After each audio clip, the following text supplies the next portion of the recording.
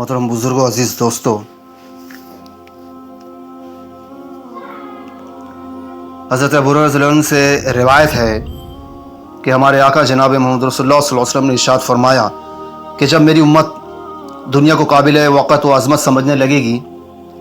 तो इस्लाम की वक़्त व हैबत उनके दिलों से निकल जाएगी, और जब अम्र बिल मारूफ़ और नही अनिल मुनकर यानी नेकियों का हुक्म करना और बुराइयों से रोकना छोड़ देगी तो वही की बरक़ात से महरूम हो जाएगी, और जब आपस में एक दूसरे को गाली गलौज करने लगेगी तो अल्लाह पाक की निगाह से गिर जाएगी। अहादीस मज़कूरा पर गौर करने से बात मालूम होती है कि अम्र बिल मारूफ़ और नही अनिल मुनकर को छोड़ना अल्लाह पाक की लानत और गुस्से का बाइस है, और जब उम्मत मोहम्मदिया इस काम को छोड़ देगी तो सख्त मुसीबतों व आलाम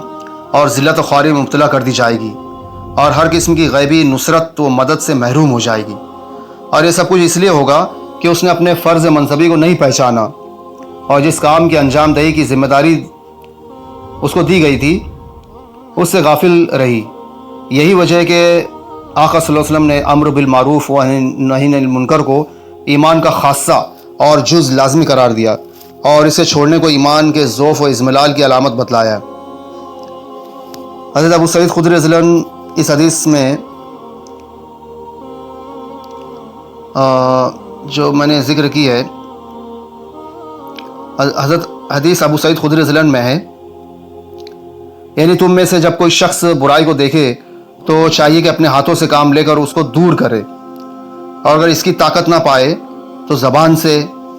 और अगर इसकी भी ताकत ना पाए तो दिल से, और ये आखिरी सूरत ईमान की बड़ी कमज़ोरी का दर्जा है। बस जिस तरह आखिरी दर्जा ज़ौफ़ ईमान का हुआ,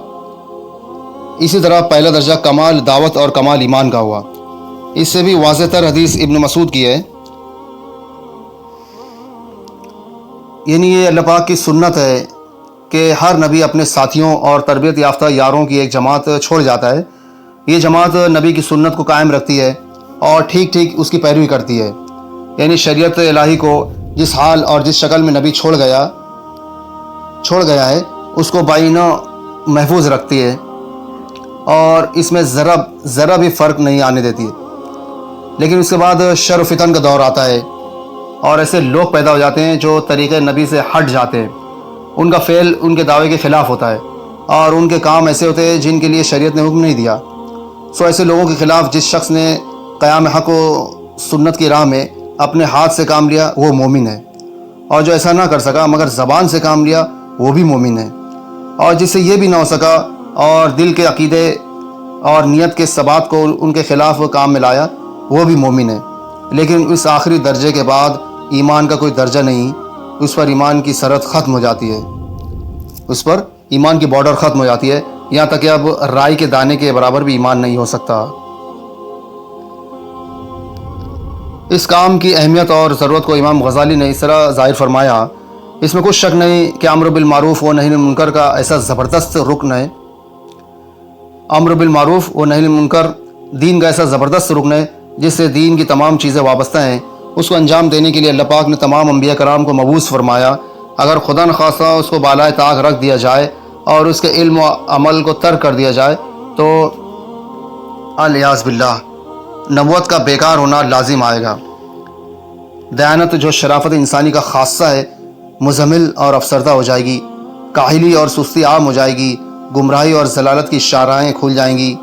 जहालत आलमगीर हो जाएगी, तमाम कामों में ख़राबी आ जाएगी, आपस में फूट पड़ जाएगी, आबादियाँ ख़राब हो जाएंगी, मखलूक तबाह बर्बाद हो जाएगी, और इस तबाही बर्बादी की उस वक्त ख़बर होगी जब रोज़ महशर अल्लाह पाक के सामने पेशी और बासपुरस होगी। अफसोस सद अफसोस,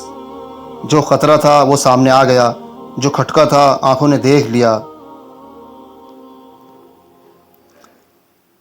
उस सरसब्ज़ सुतून के इल्म अमल के निशानात मिट चुके, उसकी हकीकत व रसूम की बरकतें नेस्त नाबूद हो गईं, लोगों की तहक़ीर व तज़लील का सिक्का दिलों पर जम गया कि भी लोग जलील करेंगे, हकीर समझेंगे। खुदा पाक के साथ का क़ल्बी ताल्लुक़ मिट चुका और नफसानी ख्वाहिशात के इत्तिबा में जानवरों की तरह बेबाक हो गए। रूह ज़मीन पर ऐसे सादिक मोमिन کا ملنا دشوار وہ کمیاب ہی نہیں بلکہ معدوم ہو گیا جو اظہار حق کی وجہ سے کسی کی ملامت گوارا کرے۔ اگر کوئی مرد مومن اس تباہی اور بربادی کے ازالے میں کوشش کرے اور اس سنت کے احیاء میں کوشش کرے اور اس مبارک بوجھ کو لے کر کھڑا ہو اور آستینیں چڑھا کر اس سنت کے زندہ کرنے کے لیے میدان میں آئے تو یقیناً وہ شخص تمام مخلوق میں ایک ممتاز اور نمایاں ہستی کا مالک ہوگا۔ امام غزالی نے جن الفاظ میں اس کام کی اہمیت اور ضرورت کو بیان کیا ہے وہ ہماری تنبیہ اور بیداری کے لیے کافی ہے۔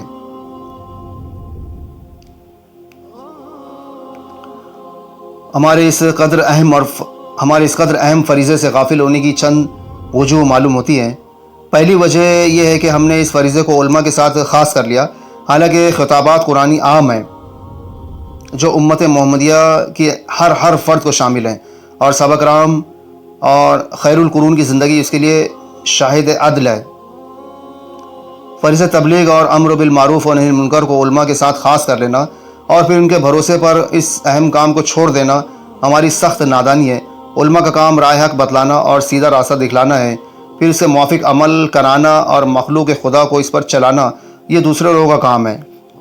اس کی جانب اس حدیث شریف میں تنبیہ کی گئی ہے۔